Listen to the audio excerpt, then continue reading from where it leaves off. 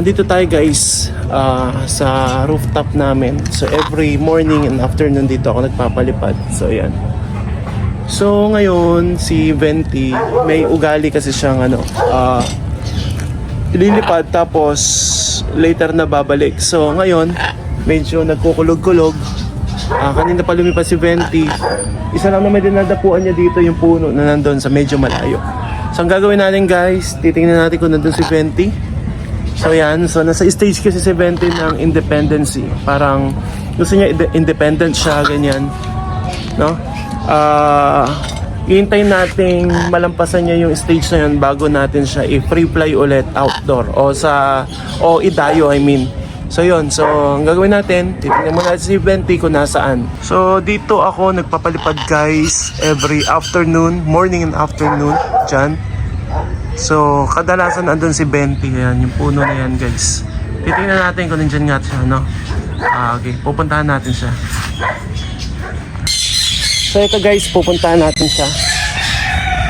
Lalakad lang tayo. Kumukulog-kulog guys. Mukhang uulan. So, kukunin natin siya. So, titingnan lang natin siya, guys. Kasi kusang umuwi yun kapag magdidilim na. So ito yung daan dito guys. Medyo tinubuan na ng mga damo. Ayan. Pero dati maluwag na daan. So ang bilis tumubo ng mga damo dito guys. Dito yung puno oh. Yan sabi ko. Malunggay oh. Pwede ito pang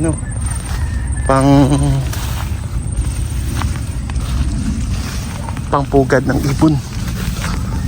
Oh, ito pang oil to, pang patubo ng buhok. Venti! Ayun oh. I told you guys, andito siya. Ayun. Venti! So, andito nga siya guys. Ayun sa puno na yun oh. So, recall natin siya guys. Ayun oh. Venti! Venti! Venti! Come!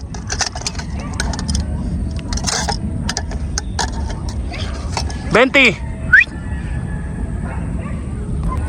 So yun guys, ayaw pa niyang bumaba. So iwan muna natin siya dun guys. Ayaw pa niyang bumaba. So umuwi naman yan kapag kapadilim. So ayan lang muna natin siya. So madilim lang yung paligid ngayon. At baka umulan.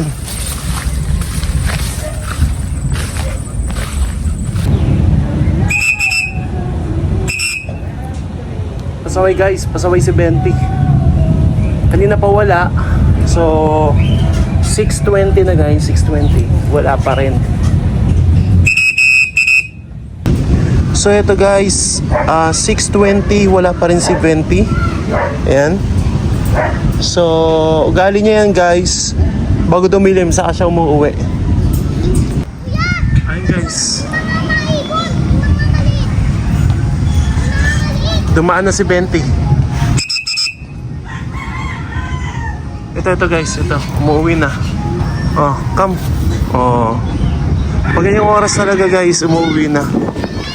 So, good job, Venti. Kahit pasaway ka.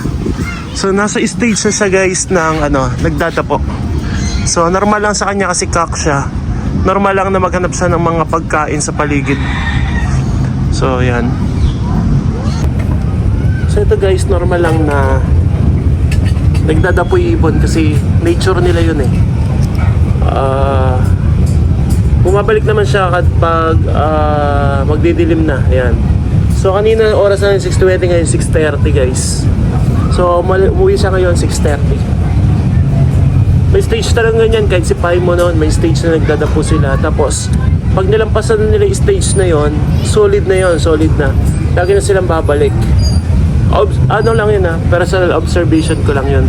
So yun guys, yung natin personal observation lang yun. Hindi ala namang study nagpapatunay na ganun talaga yung mga ekle. Pero yun, yung sa sarili kong karanasan, normal lang talaga na darating talaga yung stage sa eclectus na mahilig sila magdapo kasi nag-explore sila, tapos lagi sila sa puno kung saan sila may nakakain. Ganon. Ayan guys. So thanks for watching guys. Ito si Venti, buhay na buhay guys. Ang ganda na ng tuka niya.